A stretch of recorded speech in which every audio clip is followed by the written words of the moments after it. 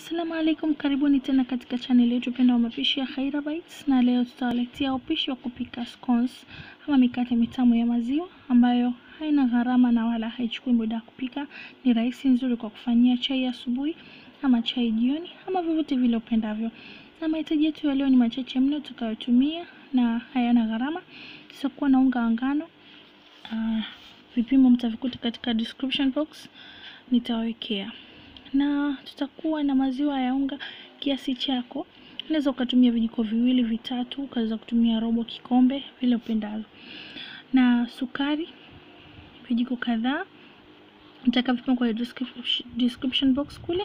Chumvi pamoja na hiliki ya unga kwa kiasi kile ambacho unapenda wewe. Mafuta pamoja na mayai mawili. Na tutakuwa pia na yeast naita Amira, tutatumia hiyo ya kipakti, vile unaweza kutumia ya kopo yoyote ambayo uko nayo.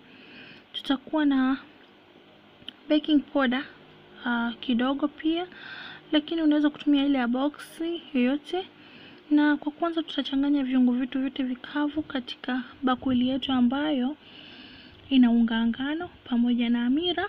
Utatia na tunaanza vile viungo vyetu vikavu tutatia pamoja na baking powder tutatia, na kwa sukari hapo inategemea mwingine huwa anapenda sukari kwenye mikate, mwingine anapenda mikate iwe na chumvi, vile mwenyewe unavyopenda. Mimi nikapenda hivyo, na vipimo mtavikuta kule kwenye description box. Kwa hiyo tutachanganya vizuri ule unga na tutapiga yai moja na tutalitia pamoja na mafuta. Unaweza kutia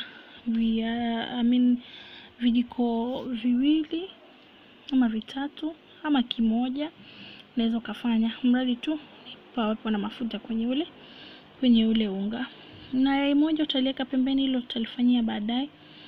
Kwa tutachanganya vizuri unga wetu pamoja na viungo vyetu vyote. Kisha baada ya hapo sasa tutatia maji kwa ajili ya kuanza kukanda. Pengine unaweza kufanyia maziwa.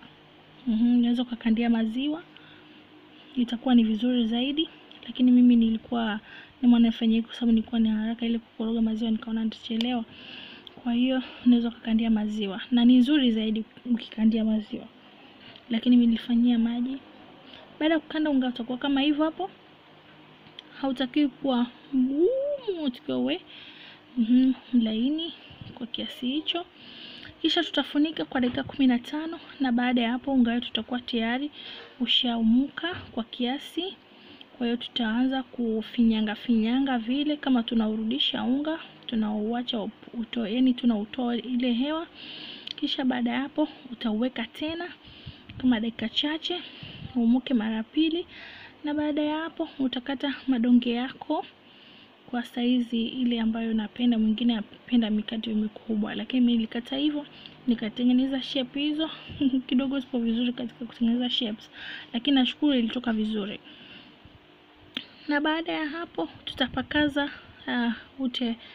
yai lile la pili tukaligonga, kisha tukapakaza juu. Hii inasaidia sana mikate isikauke kama migumu, na pia inaleta picha nzuri, mikate inakuwa inawaka hivi fulani na inapendeza. Na baada ya kuoka nimeweka kwa nyuzi 140 kwa dakika 7 mpaka 10, na mikate yetu imekuwa tayari. Unaweza ukaifanyia hivyo ama unaweza ukaimwagia sukari juu ya unga ili kuleta tu ile vinogesho, na unaweza ukanywia chai pengine ya maziwa, pengine chai ya nazi, unaweza ukafanyia vyovyote vile unapendazo.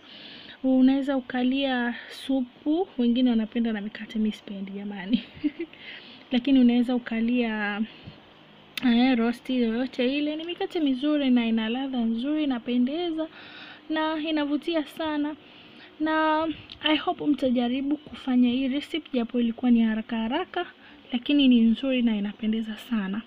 Unaweza ukaifanyia recipe yako hiyo kwa wageni, ukawatilia chai asubuhi ama vyovyote vile.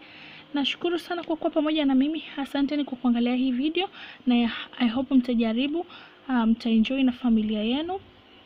Msiache kusubscribe katika channel yetu. Msiache kushare ili mpate na wenzenu wapate kufaidika. Vile vile msiache kutufuatilia kwa mapishi mengi mazuri ambayo yanakuja ili mpate ujuzi. Asanteni sana na I hope mtajaribu.